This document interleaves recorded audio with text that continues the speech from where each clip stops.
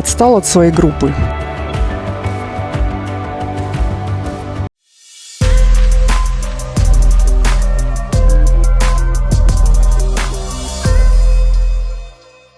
Всем привет! С вами Галя Карен, и сегодня мы отправляемся в однодневную прогулку по Каталонии. Посетим несколько локаций. Это легкий трекинг-маршрут, скорее прогулочный, не хайкинг, но тем не менее очень интересный. Каталония — место вообще потрясающее. С вами Галя Карен. Подписывайтесь на мой канал. Вас ждет много интересного. И первая локация, куда мы отправляемся, это вулканическая зона Гароча. Хотя вулканы давно потухли, следы вулканической деятельности еще сохранились. Это одна из важных вулканических зон на Пиренейском полуострове. Вот здесь уже в лесу начинаются вулканические породы. По дороге к вулканам живет замечательный резчик по дереву.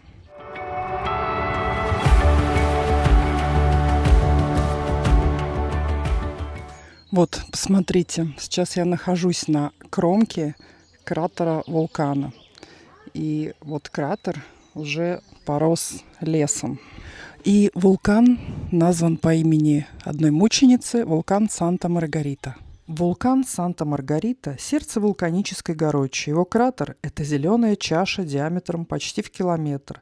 И прямо в центре стоит одинокая маленькая часовня. Она посвящена Святой Маргарите. Отсюда и название. Говорят, что построили ее прямо в кратере не случайно, чтобы умиротворить древнюю силу. Здесь странным образом все молчит. Даже ветер звучит, как шепот молитвы. Даже туристы шумят не как обычно. Все цветет, роскошные маковые поля. Смотрите, как интересно, это список тех земноводных птиц и бабочек, которых видели люди. Этот список обновляется каждую неделю, кроме тех надписей, которые сделаны зеленым цветом. И этих животных можно здесь и птиц встретить всегда.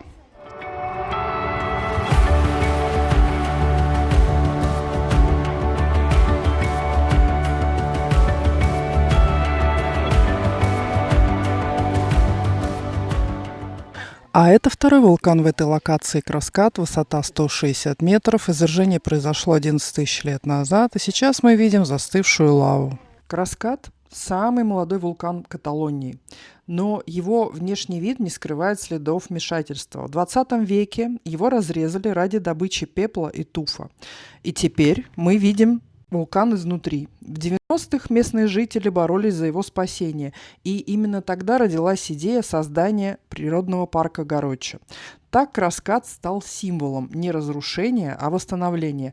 Это вулкан, которому дали вторую жизнь. За моей спиной находится один из самых необычных городов Каталонии – Кастельфолит-де-ла-Рока.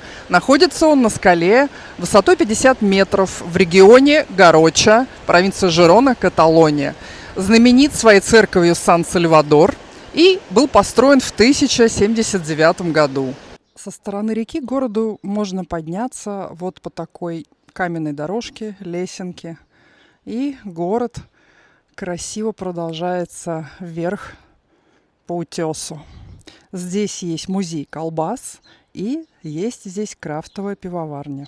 Кастельфолит-де-ла-Рока – городок на краю. Он буквально стоит на базальтовой скале, как будто приклеен к небу. Узкие улицы, дома из темного вулканического камня, а на самом краю старая церковь Сан-Сальвадор. Она стоит здесь с 13 века, пережив землетрясение, войны и забвение. Сейчас она уже не действует как храм, а пивоварня Пош находится ниже, у подножия. Крафтовое пиво.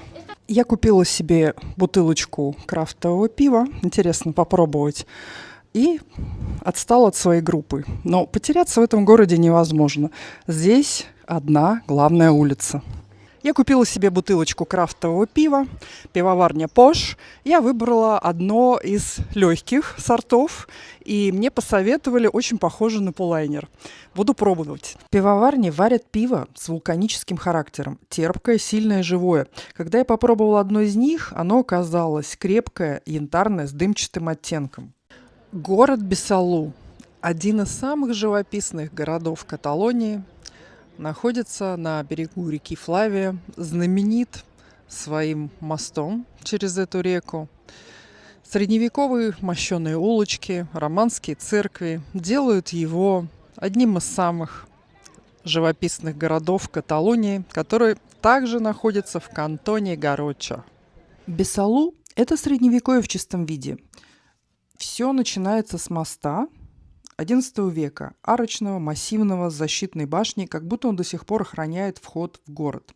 В средние века Бесалу был столицей собственного графства, влиятельного и независимого. Один из самых известных графов, Вильфред II Бесалузский, не только укрепил власть региона, но и поддерживал монастыри, культуру, связи с другими каталонскими землями. Именно в это время здесь расцвел интеллектуальный и религиозный центр. Сохранился монастырь Сан-Пере, освященный в 1003 году, а также госпиталь для паломников и еврейский квартал. Здесь находится микве, ритуальная баня XIII века, одна из немногих сохранившихся в Европе. Улицы узкие, мощенные, стены из теплого камня, часто с красивым резным узором. И все это кажется подлинным, потому что оно и есть подлинное. Бесалу не играет в историю. Бесалу это сама история. Наша последняя остановка на сегодня – это озеро Баньолс. Имеет важное значение для региона. Находится в провинции Жерона. И именно здесь, в VI веке до нашей эры, находилось древнейшее неолитическое поселение. Поэтому имеет важное значение для всей Испании, потому что это одно из древнейших поселений на Пиренейском полуострове. Озеро Баньолес в средние века было не просто пейзажем, это был центр власти. На его берегу стоял монастырь Сан-Эстеве, основанный в IX веке, и именно вокруг него формировалась жизнь региона. Монастырь владел землями, мельницами, принимал паломников и имел политическое влияние. Все это происходило при поддержке графов Бесалу, особенно Вильфреда II, который активно даровал монастырю права и укреплял его роль.